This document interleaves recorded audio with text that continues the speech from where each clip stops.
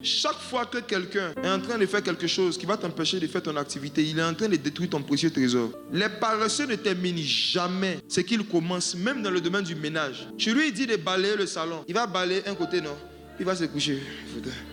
Tu viens le trouver 30 minutes après, il est couché, il appelle aussi à coucher. Il dit, tu fais quoi? Il me reposer un peu. Je vais parler des jeunes diplômés qui, depuis qu'ils ont eu le diplôme, n'ont plus jamais étudié. Je peux parler. Quand on vient d'avoir un diplôme, là, on ne cherche pas l'argent, on cherche d'abord l'expérience. Et l'expérience, là, au moment où tu es en train de l'acquérir, on peut ne rien te donner comme argent. Tu dois comprendre que c'est normal. Si tu as eu la grâce d'avoir une prime de stage, gloire à Dieu. Si tu n'as rien eu, ce n'est pas l'argent d'abord que tu cherches. Tu cherches quoi?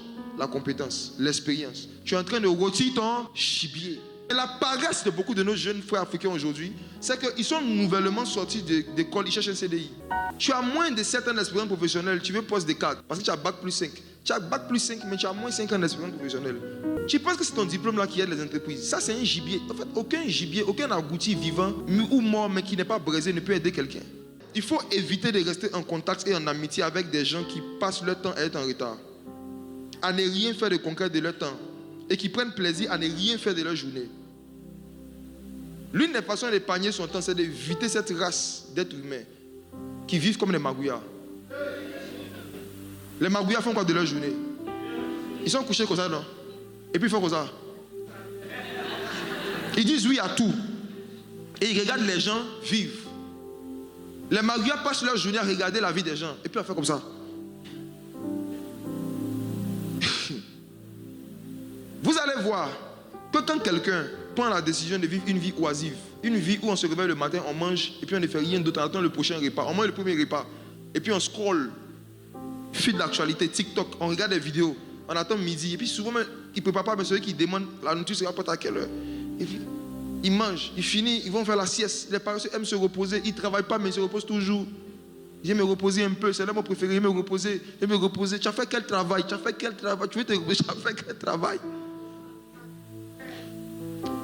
Proverbe 12, verset 27.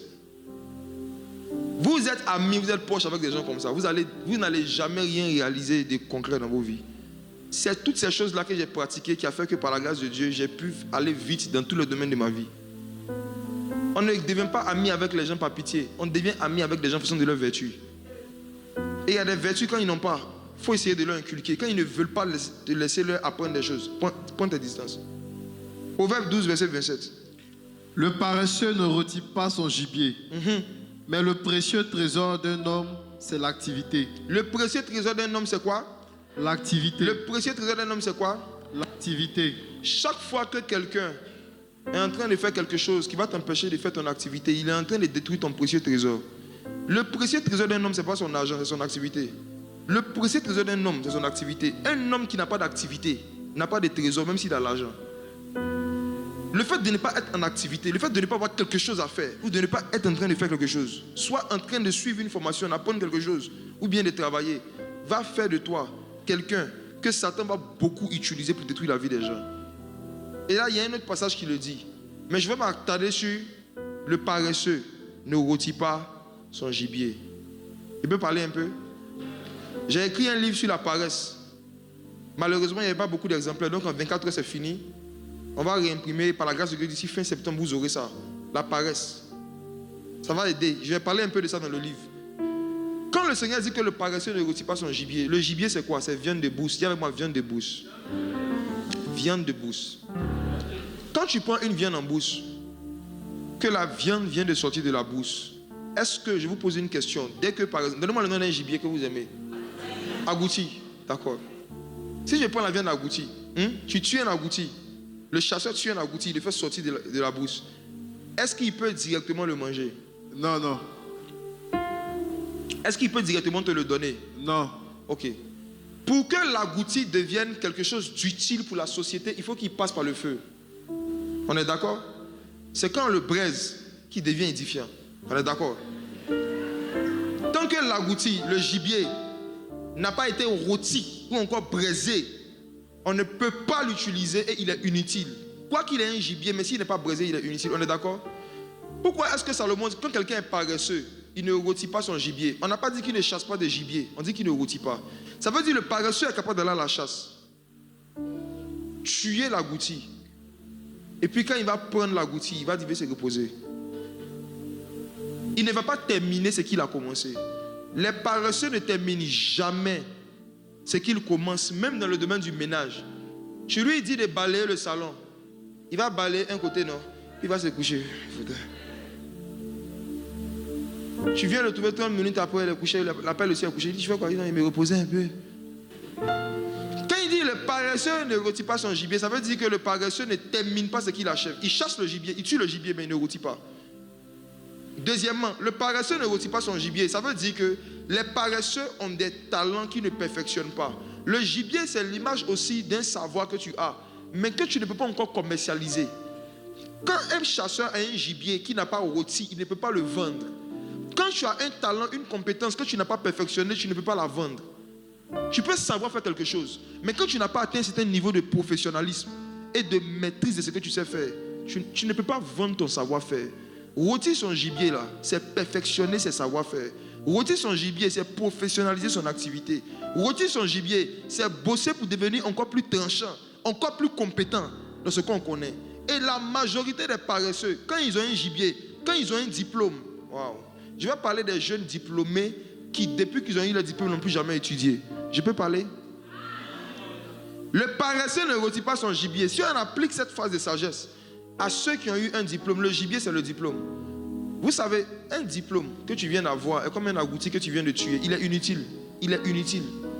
Parce que ce n'est pas le diplôme qui aide les entreprises. Ce sont tes compétences.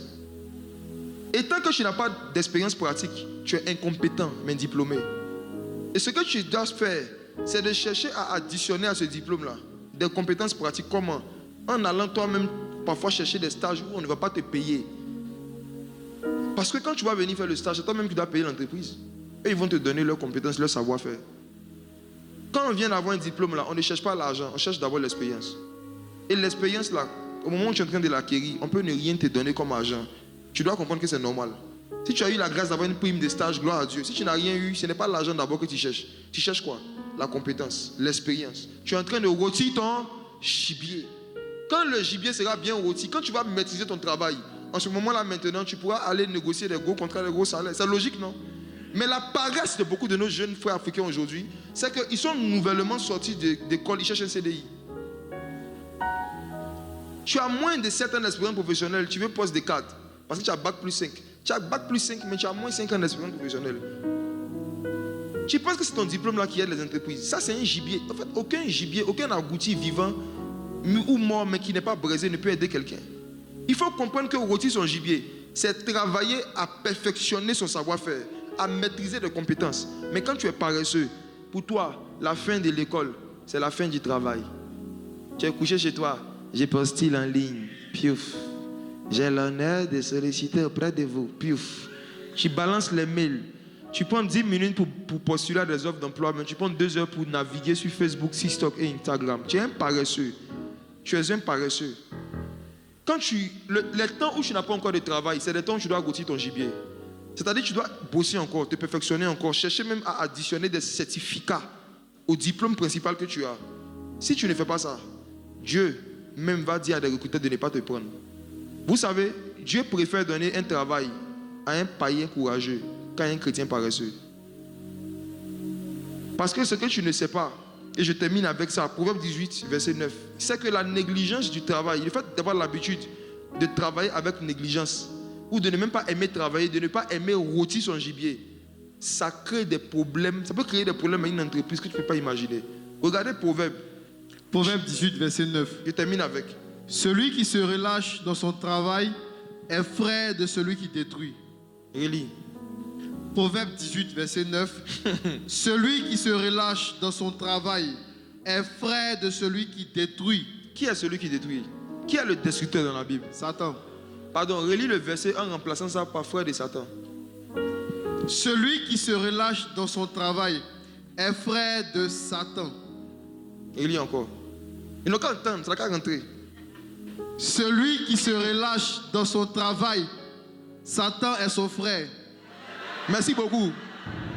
Merci, homme de Dieu, répète encore. Celui qui se relâche dans son travail, Satan est son frère. Il y a 2 façons de devenir frère de Satan, soit en devenant franc-maçon, soit en devenant paresseux. Il y a 2 manières de devenir frère de Satan. Quand tu rentres dans la franc-maçonnerie, on t'appelle frère. Est-ce que vous savez ça? Les frères. Les frères de la lumière. Décider de devenir franc-maçon, c'est décider de devenir frère de Satan. Décider de se relâcher de son activité, de ne plus faire une activité, de ne rien faire, c'est décider aussi de devenir frère de Satan. Et il y a beaucoup parmi vous. Pourquoi est-ce que vous êtes encore dans la misère? Parce qu'il y a certains de vos amis proches là, vous êtes sont des frères de Satan. Vous êtes amis avec des frères de Satan. D'autres sont en cheminement avec des frères de Satan. Certains sont mariés aux frères de Satan. Si tu es en cheminement avec le frère de Satan, Satan est qui pour toi? C'est ton beau-frère.